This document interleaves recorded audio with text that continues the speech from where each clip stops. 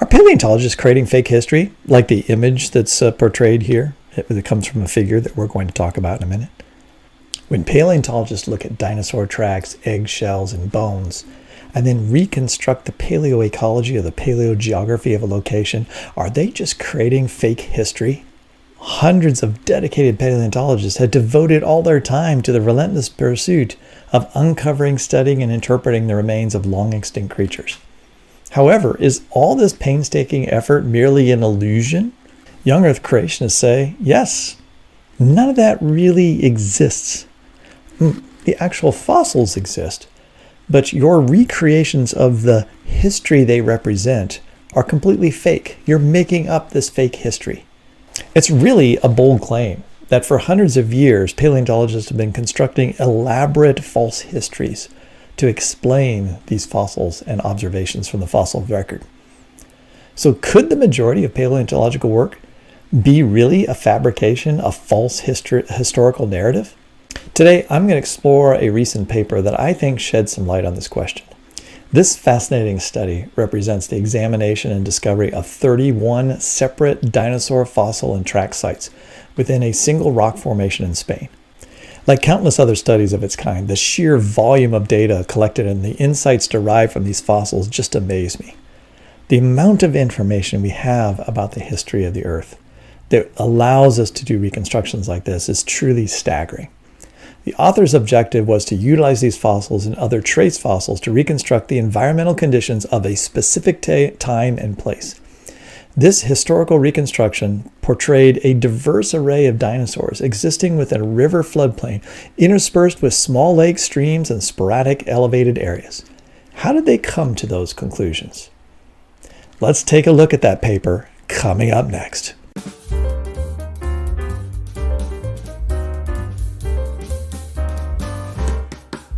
So here's the paper we're going to spend some time with. It's published in Paleogeography, Paleoclimatology, Palaeoecology by Elsevier, published by Elsevier. Now, notice the name of the journal itself, all right? Paleogeography, that would be representations of the past topography of the Earth, all right? The geography, the lay of the land, what it looked like in historical times. Paleoclimatology, those would be studies that attempt to reconstruct the climate in past intervals. And paleoecology, which is an attempt to understand past interactions between organisms and their environment in the past. Right? So this journal publishes papers that are looking at historical evidence to reconstruct the geography, the climate, and the ecology of the past. In this case, we're looking at paleogeography and a little bit of paleoecology. This was published in 2017, and we've got an integrated overview of the vertebrate fossil record of the Landrunan anticline in Spain. Evidence of a Barremian alluvial lacustrine system in the northeast Iberia frequented by dinosaurs. Alluvial refers to, say, floodplain. All right, you have a river running down from a higher elevation, and the sediments then are being laid out in a floodplain. Lacustrine is a lake system, so an area where there are lakes and floodplains. Our authors here, there's a group of individuals, but Jose Gasca et al., and we'll see where they come from. All right, we've got some of these are from Spain, Argentina, Portugal, and Germany. So this is a collaborative effort of a number of different researchers, all investigating one particular location, one particular valley, actually, in Spain. I'm not just going to sit here and read a whole bunch of this paper to you. We're just going to use a couple figures to make the points that I would like to make, and I do have a summary of their overall observations that they had. So first of all, where they were, their study site, right, the Iberian Peninsula, and we're in the Mesozoic, so that means we're in the age of the dinosaurs. In particular, we're in the early Cretaceous period. All right, so you have your Triassic, Jurassic, and Cretaceous, and the early Cretaceous period is broken down into a number of different sub-periods, and we have the Barremian period. And In the Barremian, there's a number of different formations in this part of the world, and they're specifically looking at the Mirambel formation in Spain. And so what you see here is this little box in figure A is expanded to show this green area. The green area represents where the Mirambel formation is exposed at the surface. Doesn't mean that that area, that particular rock doesn't exist in other parts of Spain. It's just that it's covered by other rocks above it, right? Late Cretaceous and then all the way into various Cenozoic rocks. And so there are exposures of rocks of this age in particular parts of Spain where there's been a bunch of erosion revealing the surfaces of these rocks. And that has allowed researchers to then explore those particular rocks and discovered a number of different fossils. Scrolling down here farther, I just want to show you down here. Here's the valley. So this crosshatched line here, there is a cut in this valley or an erosion of a valley, and then the blue unit is older, and then this green surrounding it would be the Mirambel formation, and then you have Cenozoic sediments above that that are much younger. And so you have these sediments that are rimming the sides of this valley, and we're looking at a 100 meters up to 220 meters or so 120 meters, over 300 feet thick of the Mirambel formation in this large valley that is well over, I think it's like 800 feet deep, right? So a good section of that is this Mirambel formation of rock. So as I scroll up here and we look at figure C, all right, 1C, and we see the sedimentary record. And I want you to notice that there are these blue hashed rocks. There's this light blue rock. There's this brown rock. And then there's sort of a dark, almost black rock representing the marlstone, the limestone, the sandstone, the claystone. And these are horizontally stacked upon each other. And you'll see that there's a variety of, these repeat themselves multiple times. As these are very different types of rock that are formed under different conditions. This alone is extremely challenging to a flood geology model, which has to try to explain all these different types of rocks stacked on top of each other. I think it's worth spending just a minute reminding you of the different types of rock that are found here, because these types of rock are formed under different conditions. And it's in those different types of rock that the various fossils are found, whether it's footprints or eggshells or bones. And so depending on what types of sediments and eventually what kind of rock those are found in, that tells us something about the conditions in which they relate. How was that sediment deposited? How that sediment deposit tells you whether you're inside of the middle of a lake, or you're at a lake edge, or whether you're in an alluvial fan, right? Or whether you're just on a plain that gets deposition every once in a while. Right, and this is what a paleontologist is going to do in order to figure out, okay, here's what's happening in this particular location. We have these different types of sediments, and that represents different locations in this particular environment. So we've got four major types of sedimentary facies, all right, in the sedimentary record here. You've got your limestone, which is primarily composed of calcium carbonate, right, in the form of the mineral calcite. And that often forms as the accumulation of the usually large amounts of limestone are the accumulation of marine organisms in shallow seaways. That may not be the case here. In fact, these authors are going to argue that it isn't the case here, but this is actually a type of limestone that forms in either brackish water like in estuaries near the ocean, or in freshwater systems that have a high amount of algal growth, specifically types of algae and microorganisms that have calcium carbonate that form shells. Right, so you get this form of lacustrine limestone. Then there's also marlstone, sometimes called marl, and that's a sedimentary rock that's composed of clay and calcium carbonate. And it typically forms in shallow marine or shallow freshwater environments where you have fine particles of clay, all right, that are entering into that body of water. Those fine particles are then falling very slowly to the bottom. And as they're doing that, they're also mixing with other calcium carbonate remains of other organisms, and therefore you get this combination of the two. That's called marlstone. Then you have sandstones. That's kind of obvious with that. That's more coarse sediments with low organic content and not very much calcium carbonate. And then you've got claystone, and that's a sedimentary rock primarily composed of clay, all right, which we just said are fine-grained sediments. All right, so fine-grained sediments that form a kind of a smooth, very dense texture to that rock. And so each of these rocks have different colors and different densities, different hardnesses to them when they're finally cemented together into this sedimentary column that we have before us. And so we're going to look at, now you can see in this figure that you've got, in this whole 300 feet thick layers that contain multiple different layers of limestones, multiple different layers of marlstones, and multiple different layers of claystones and so forth. What does that suggest? That suggests that the environment had changed multiple times, where there was more water available, less water available, right? It changes in the paleogeography, right? The geography of the land.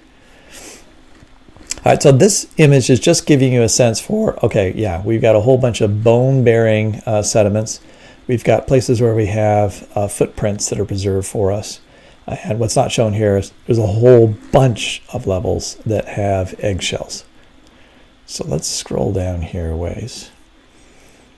So now this gives you more of a context as to the red represents the Mirambell Formation. That's where that rock is exposed.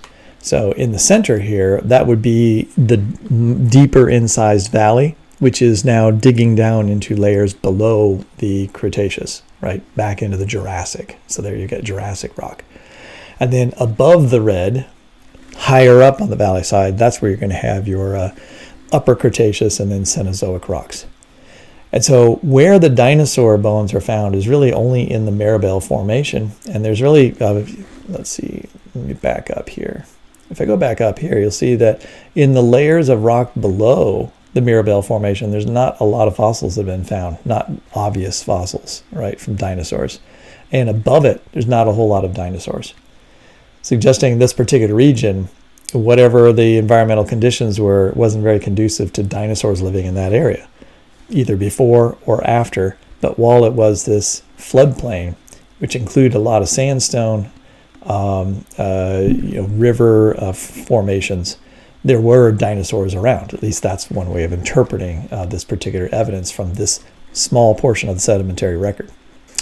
Alrighty, so now let's go to, well, I did want to emphasize here, there's a whole bunch of different sites where dinosaur remains are found. And it really all they can work with is what's exposed at the surface, right? So they're searching all over at different elevations, and then they're also trying to figure out what rocks are at the same elevation, because they want to correlate, if you go from one side of the valley to the other side of the valley, there should be the same rock layers, right? Because generally it was sort of a plain at the time. This whole area was fairly flat with some slightly higher elevation, I think, to the north, because that's where you have the alluvial plain coming down, so there must have been higher elevation. And you had sediments being washed down into this plain, which then consisted of a number of different lakes and streams, river, and areas of hills. So what you would have drier areas, you'd have marshes, wetter areas, and then you'd have completely saturated areas, well, lacustrine areas of lakes. And so they're trying to correlate across to see, like, okay, the same layer of rock across the valley, what was the environmental conditions there? What was the geography of the land at that particular location? And then you have a large number of dinosaur bones that are found in like sandstones, alluvial material. Alluvial material will be like stuff that's washed down. So dinosaurs died and get carried down by streams, deposited into like bone beds where they found lots of bones, but also they're much more coarse material rather than fine sediments. So there's a general relationship that's not just random, right? The bones, the trackways are also found in more of the mudstones, which are around lacustrine regions, around the lakes. That makes sense too, versus just on sand or something like that. So that's another clue, right, to reconstructing this particular past environment at this particular time. I didn't mention the time, but the Mirabel Formation is, I think, 125 to 129 million years in age, estimated in age. So they kind of sum up like all the data in this figure right here. I think this is figure 3, figure 4. And in figure 4, they're breaking down the entire Mirabel Formation, and they're saying, so what do they call this? A synthesis of the fossil record of the Mirabel Formation. And so we could have, there's a fossil over here, there's another fossil on the other side of the valley, and they're in they're different portions of different layers of rock. But overall, going from the top all the way down to the bottom, here are things we found in different locations. And sometimes they may only have one location you can only see that particular layer of rock in one place. And so what they're showing here is we've got bone-bearing levels. We have particular spots where there's lots of different bones. We have track levels. So there's areas here where we found tracks. Tracks aren't found everywhere, but they are found at different levels in this formation. And we have different types of dinosaurs represented. There's actually 4 major groups of dinosaurs found here, and I think it was something like 10 different dinosaurs. Overall. Actually, while you're looking at this particular figure, let me read my summary of the observations that were made in this paper. So, dinosaur tracks. There's 7 distinct sets of dinosaur tracks that were discovered. So 7 different locations, with 4 of them located at different levels within the rock formation, meaning that there are multiple trackway sites in the same layers but found at different locations. So they've identified that this is the same layer, and then 500 yards or maybe even a mile away, this is the same rock layer, and we find trackways there. But there are clearly trackways in 4 different levels, right, representing vertical differences between where they're found. So presumably lots of sediment's been laid down before the next trackways were laid down. So this implies that these sets of tracks were formed during what? Separate events, separated by a period during which sediments accumulated between them. The tracks were preserved in sediment that has undergone significant dewatering in claystone, all right? Meaning that the mud and clay material had to dry out enough in order to retain the shape so the track could be filled with other sediments later on, right? And that dewatering process takes some time. I mean, the process of making mud anyway takes time because it's the slow deposition of very fine-grained material. So that takes a while. And then that mud is going to be exposed, and then it has to be exposed for some time, maybe days or weeks, to get to the point where it can really hold up to making the shape of a footprint when a dinosaur steps on it. So all this suggests the passage of time just to create these different layers and these dinosaur tracks. So what about skeletal fossils? There's 22 different sites containing skeletal fossils that were identified, and they're spread across 12 different levels in this rock formation. The condition and deposition of the patterns of bones, they were definitely not random.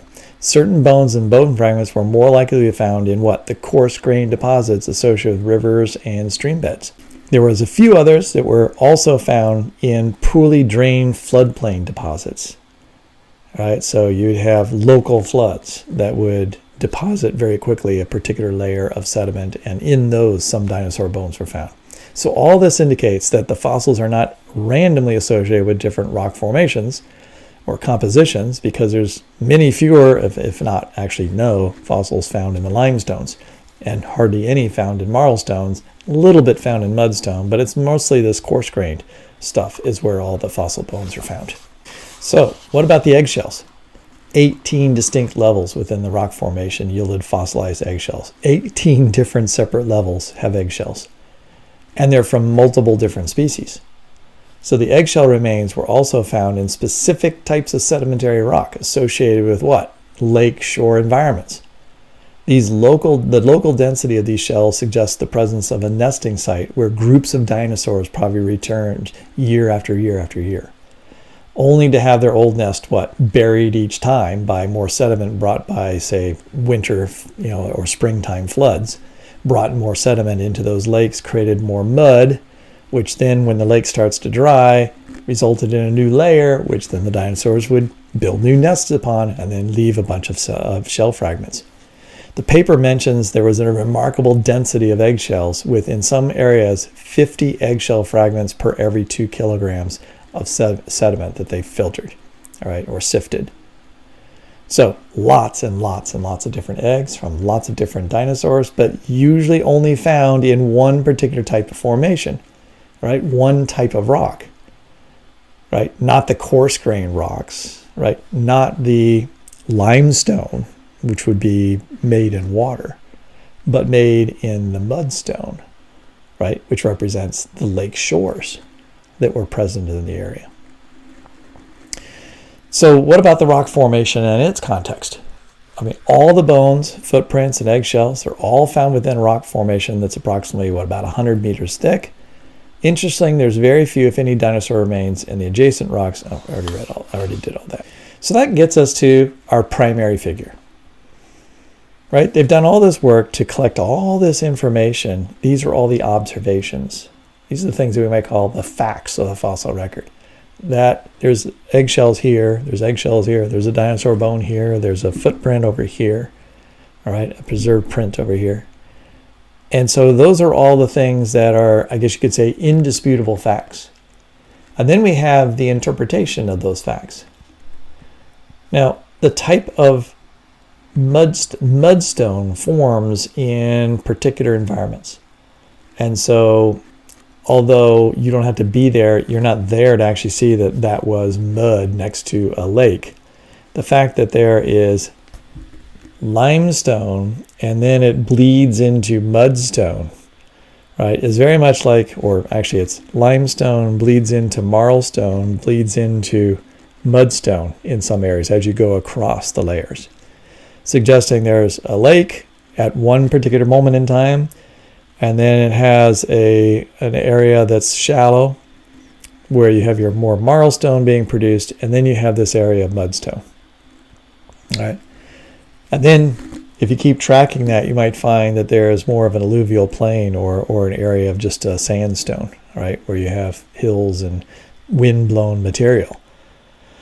And then all of that area might get covered by more sediments, and then you have the reorganization of that area into a slightly different geography, where now you have, now we have mudstone here where there used to be limestone, because a whole bunch of water moved in and it had a lot of sediment and it deposited out there.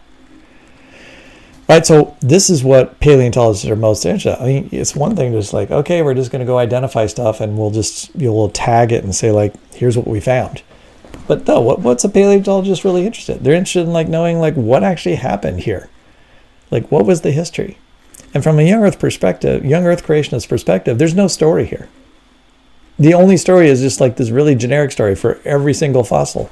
Oh, well, they're just there because there was a giant flood and it just mixed everything up and deposited all this stuff here. And there's really no sense to try to make any sense of it, right? Why would you try to make sense of this particular location? It was just all a jumble, except that the fossil record really isn't a jumble. It seems to be quite well organized. There's discrete units. There's ratios and mixtures of things that make sense within the context of this being an actual place and time in which organisms lived and interacted, right? Paleoecology. So what have scientists accomplished here? Right? What have the paleontologists accomplished here? They've amassed a wealth of evidence. The evidence of footprints, bones, eggshell fragments, along with their precise locations, and really importantly, the composition of the surrounding rock. These are the factual findings of this study. We can consider these facts as circumstantial evidence, providing valuable insights into the past. Based on the abundant evidence, I firmly believe that we can make confident inferences. For instance, we can infer that footprints were created by an existing foot at the time, right? There had to have been a foot there at the time of that formation of that particular rock, right? Those particular sediments. Similarly, the presence of eggshells suggests what? It suggests they originated from animals that lived in the past. By analyzing the degree of abrasion on the eggshells, we can deduce whether they were transported over long distance by water or whether they remained in close proximity to the original location. You see how that's important? These weren't just randomly thrown here in some chaotic large global flood. if they don't show a pattern of having been abraded by having contact with abrasive materials like sand, all right, and other minerals. And so those types of studies have been done at many different locations in order to identify that the eggs were found in place. They're laid there and haven't really been disturbed. The stratification of the rock layers containing eggs indicated they were laid there at different times. We have them in, what did I say, 14 different layers or 18 different layers? I can't remember now. Let's say 14 different layers, right? They couldn't have all been laid at the exact same moment. In the young Earth creationist view of a global worldwide flood, they accept the fact that there are eggs and nests that are preserved in the middle of the worldwide flood. They pretty much have to, because it's a fact, right? You can see them. There they are. It's hard to deny that something must have laid eggs in an orderly fashion. Additionally, the grain size of the surrounding rock provides insights into footprints being made in dewatered soils, the mud we talked about. All right? The nature of the sediment itself that the footprints are found in are not the type of sediments that would be there if this was just temporarily, all of a sudden, there's an exposure of sediment and dinosaurs ran across that. No, this is mud that takes a while to be deposited, and then it has to dewater enough to be able to hold this form. So, on a broader scale, what's going on here? All these data are converging. They're all converging together, suggests that this entire region constituted a low-lying floodplain with diverse local habitats. Right? You'd look out and you'd see like, oh, there's little hills, and there's a lake over there, and there's a stream over there, and there's a larger river here coming down from those other larger hills, and it's periodically flooding out into this plain, and you have this marshy area. Right? That's the picture that these sediments and the types of dinosaurs and where the dinosaurs stepped and where they laid their eggs all suggest this. Now, there's lots of other fossils from this formation as well that include types of plants and so forth. All right. And those, I don't know those particular studies, but I know other sites. And what you'll find is you'll find a consistent pattern of, hey, there's these types of muddy areas that we would think are probably the edges of lakes. And we find nests from dinosaurs or maybe other birds in other locations. But what do we also find? We also find the remains of different kinds of organisms that would live in that type of mud. And we also find footprints, and we also find different types of vegetation that you would find typically around a lake. Right? All of those combined, no single one piece of evidence is like there's the smoking gun evidence that proves that this is a particular location and a particular time that represented a place that was not undergoing a global flood. But when you put it all together, it's pretty damning evidence, right, against flood geology. So let's go back to our original question. Are all these inferences, are these paleontologists just dreaming up this stuff? That's what Ken Ham would have you to believe sometimes. That they're so desperate to deny God that they look at this type of evidence, they go like, oh, this really is a global flood deposit, but I'm going to imagine this. I'm going to make this up in my head as being like an actual place, all right? It's a fantasy land that I'm imagining. When we carefully piece together all the available data, a compelling narrative emerges. It paints a vivid picture of a dinosaur community inhabiting a floodplain region reminiscent of a vast valley nestled between two mountain ranges. In this dynamic environment, dinosaurs laid eggs. They traversed temporary ponds that alternated between filling and drying out, creating different layers of sediments. Some eggs hatched. Others were trampled on or preyed upon. That resulted in fragments becoming mixed into the sediment. Periodically, floods submerged the entire region, with parts of it depositing layers of coarse sediments, followed by clays on top of that when you had the water settle and sit for a while. And then you had low-lying areas that temporarily held water in ponds. The wealth of information gleaned from all of these inferences provides valuable insights into the past and contributes to our understanding of the ecological dynamics of this region.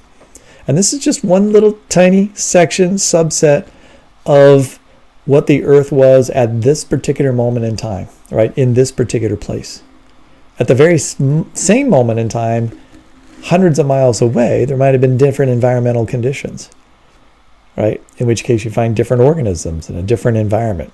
And what paleontologists are doing is they're reconstructing particular ages of history by looking at multiple different locations on Earth to construct sort of the overall paleogeography and paleoecology.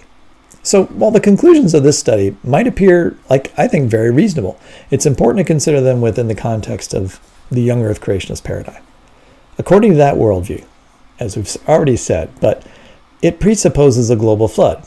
And therefore, nearly all the interpretations presented by me right now and these authors must be almost entirely incorrect.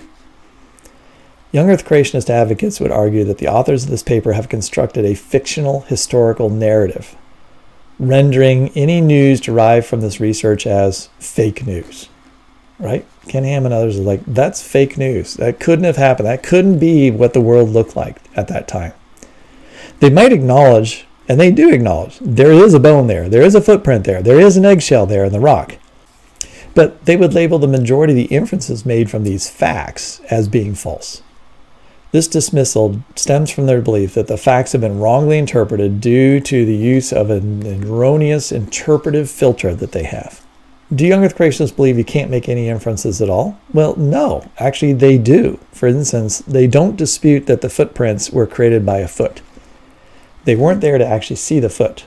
They weren't there to actually see the dinosaur. But I think they would agree there was a dinosaur there at that moment that made that footprint. So even though it's a worldwide flood, there had to have been a dinosaur to make that footprint, because they can't imagine another thing that would make something that looks like a dinosaur footprint during a flood. And so, in a way, they are accepting inferences.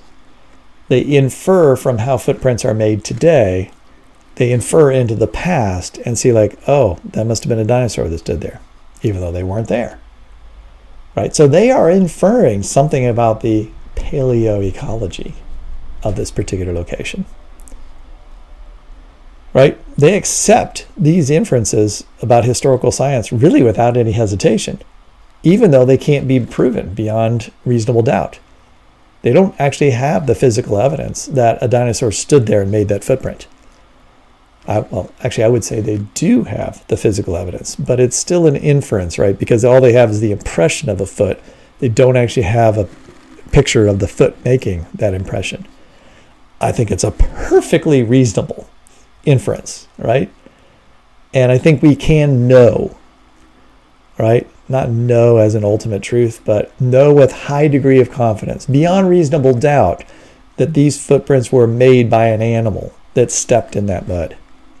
But obviously, young Earth creationists, they're going to really struggle to accept most of the other interpretations put forth by the authors, even though I think the other inferences these authors make are no less reasonable. They are beyond a reasonable doubt in terms of the overall paleogeography. The reconstruction that they've done here is probably a fairly accurate representation of the types of environments that existed at that moment in time. Right? Their reluctance, what is it? It stems from the unwavering conviction that the sedimentary rocks in these formations were deposited during a single global flood. Right? That all these layers were laid down just boom, boom, boom, boom, boom on top of each other with no time for all these events. Well, except that these eggs had to be laid down at different times, except that the footprints had to be laid down at separate times. It couldn't all just be laid down at one time. Right? So this is why this is a flood geology failure as part of my series. This simply doesn't work in a flood geology model. They believe that all the rocks containing all the footprints, all the bones, and the fragments of the eggshells were formed in just mere minutes or days, possibly weeks. So it's evident that the author's interpretations, which involve processes that would require years, decades, probably thousands of years, that all contradicts their belief. So the young Earth creationist perspective, driven by their presuppositions and worldview, it's going to compel them to seek alternative explanations for this evidence. While they acknowledge the existence of bones, fossils, eggshells, and footprints, they strive to construct a viable history rather than questioning their own interpretive assumptions about how to understand these fossils. they don't consider the possibility they might have made errors in their interpretation of Genesis, because that might be another possible explanation for why they can't explain the evidence we've just looked at. Young Earth proponents tend to devise really speculative explanations, kind of like the epicycles to the geocentric model of the solar system in hundreds of years ago, right? Every little thing that didn't quite work, you just kind of keep adding on a new little thing to try to hopefully hold your apparatus, your worldview apparatus together. For me, I've done extensive reviews of the young Earth creationist literature on dinosaur nests, footprints, and so forth. I've yet to come across anything that I think remotely resembles an even plausible alternative for the history of these fossils. Young Earth creationists are in a tough spot explaining studies like this. Remember, any theory must account for how all these fossils ended up in their specific positions, the densities, the rock types that are observed today. If all these rocks were deposited during a massive global flood simultaneously, why are bones, footprints, and eggshells confined to only one thick layer of rock rather than being distributed across all the layers above and below? How and why would a global flood selectively arrange these remains together? The young Earth creationist scenario simply defies logical sense. According to their theory, many dinosaurs managed to survive the initial stages of the flood while 10,000 feet of sediment was accumulating in Spain. Subsequently, as land temporarily emerged during the later phases of the flood, these dinosaurs who'd been swimming around on floating logs had for weeks hurried their way across these small patches of land to lay thousands of eggs and leave footprints. I know, I'm being a little repetitious because I've already said this before, and I'm just saying it in a different way, but it just kind of boggles the mind. So I just kind of almost have to say it to myself again to say, do they really believe that that's what happened? I think it's just the only thing they can come up with as a possible explanation. And let me just add one other little thing, an observation that grows out of this thought. And it's something Ken Ham said recently, right? And he said this many, many times, but he once again emphasized to an audience not long ago that the differences between creation and evolution, or a creationary model, evolutionary model of the history of the world, lies not in the data itself, but in the interpretation of that data. He's fond of saying this over and over and over again, right? We all have the same data. It's our interpretation that is different. According to him, one approach relies on fallible human perspectives and ideas about the past, while the other is grounded in God's infallible eyewitness account. The question he poses is, which foundation will you choose for your thinking? Now, on the surface of it, that sounds like a straightforward choice, right? And it's an attractive choice, I think, for some who want to just have an answer. Select the right foundation, all right? Pick your foundation. Which do you believe is the truth of the world? And then you can interpret all the other data through that filter, and you'll be able to interpret it correctly and accurately. You'll be able to reconstruct history correctly because you've started with the right initial foundation.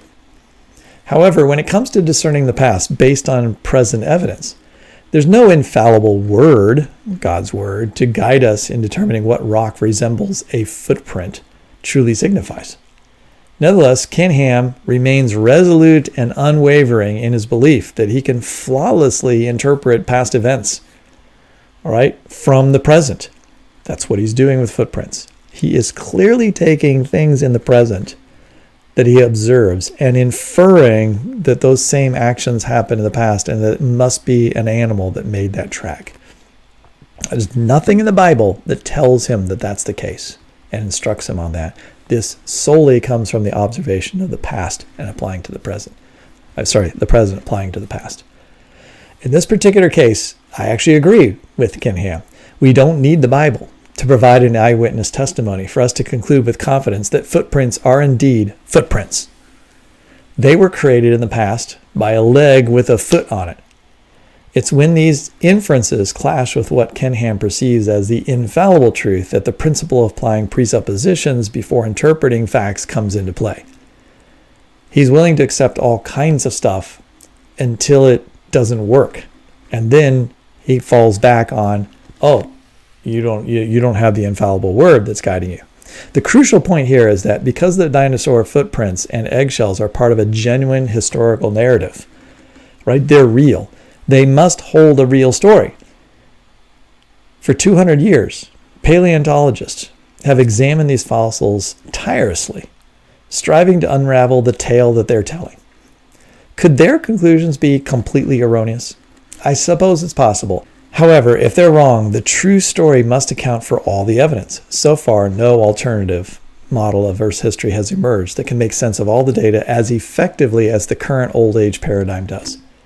The interpretation of this paper, which I've been discussing, is compelling. It aligns with intuition, makes logical sense based on the available facts, and fits the evidence found in numerous locations worldwide. This is not the only study that lays out a series of fossils and a bunch of other observations about the context in which those fossils are made. And it seems very clear that you can reconstruct the paleogeography of that particular region using that data. And it doesn't comport or fit the flood geology scenario. Ken Ham can't simply just dismiss these interpretations, claiming that his model makes more sense of the data, and insinuate that paleontologists are part of some grand conspiracy.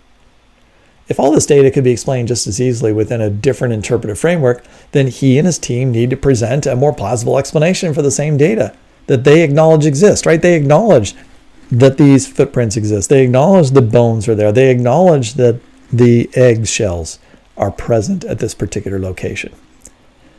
And so they are required to come up with an explanation that is more logical and makes more sense for how to explain these particular sites. And the same story, as I said before, is going to be played out over and over and over and over again in hundreds of locations. And I'm just looking at one paper, but there are thousands of papers like this. I don't think most people realize just how many detailed studies like this there are of different locations of different times in Earth's history. And the immense amount of data that, for the most part, is rather easy to interpret once you have some basic tools and understanding of how these different kinds of rocks represent different environmental conditions. I think that they are making very reasonable inferences and providing simple explanations for how to explain the observations we see in the fossil record. Till next time, thanks for listening. Subscribe, like, all that good stuff. I'm Joel Duff. Thanks for being with me. Talk to you later. Bye-bye.